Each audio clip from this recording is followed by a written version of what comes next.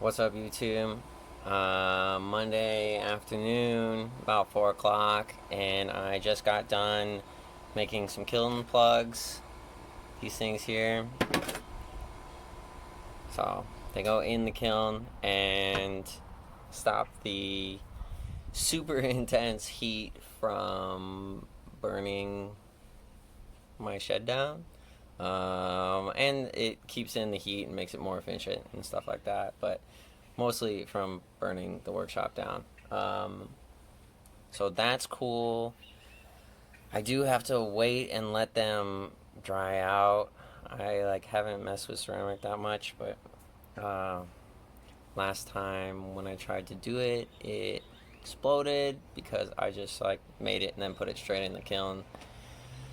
So that was like a learning experience. Luckily, clay is super cheap, so but I'm excited to get started with kiln work.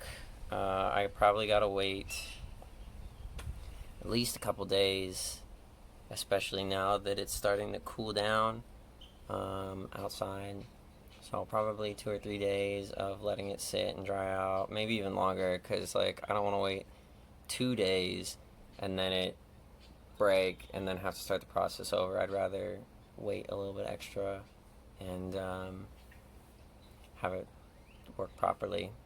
So I took out my third grade sculpting skills to get this done today. So that's super exciting. I've been waiting to.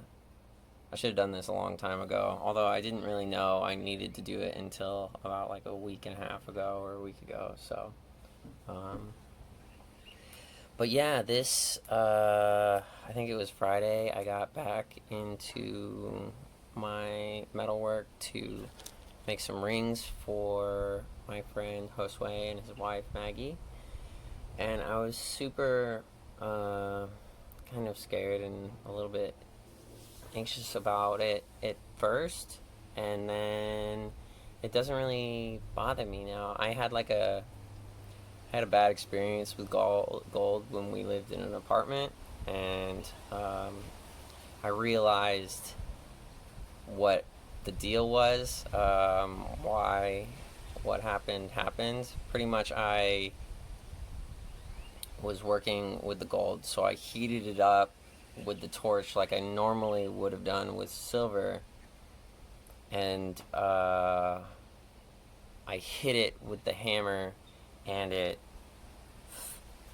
because it's so soft, it one of the big chunks, about that big, maybe a little bit smaller, fell into my lap and started to burn in through. I think I was just wearing just my boxers at the time, and I hopped up and it started to burn through the padded chair, and I luckily was able to pick it out with a pair of needle nose pliers and put it onto the heat block that I was using. But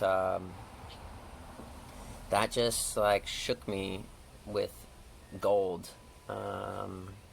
Plus it's super expensive, so I can't experiment like I really usually do with silver.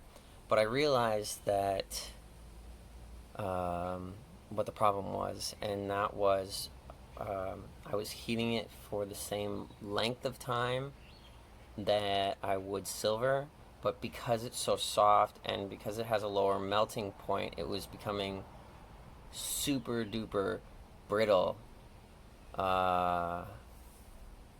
way more than silver was. And when I hit it with the hammer, it just fell apart, and half of it went in my lap, which was kind of scary.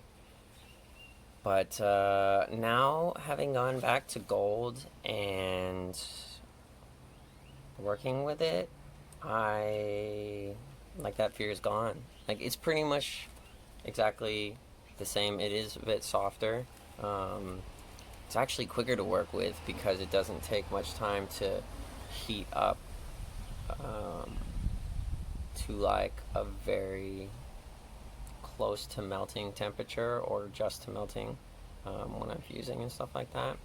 So I can use propane with it super easy. And It looks really nice. It's really got like a cool color. So I learned to kind of just like, I think I've been learning recently to kind of just like go head first towards things you're scared of. And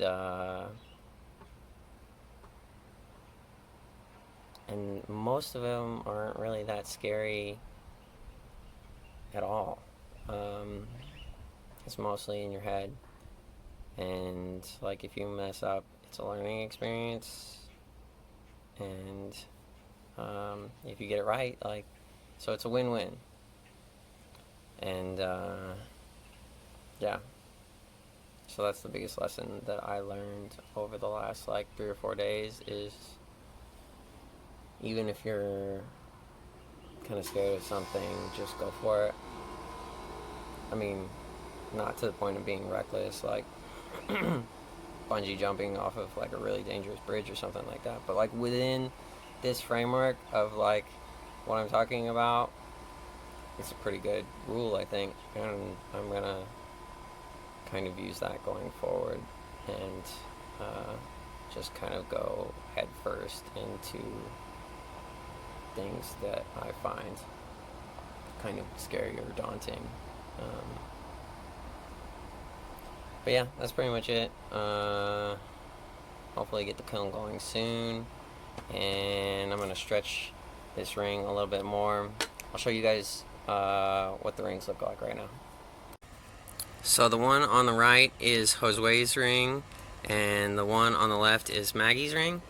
And what I had her do is mark it to where I'm gonna clip it on, like I'm gonna clip it here, and then I'm gonna clip this other side off, and then I'm gonna join the rings just by fusing them. And because I can't stretch it around the mandrel like the other one without flattening the inside. And Josue's ring, this one here, I'm just going to hit it around the mandrel a little bit more to stretch it out another half size. So yeah, that's it.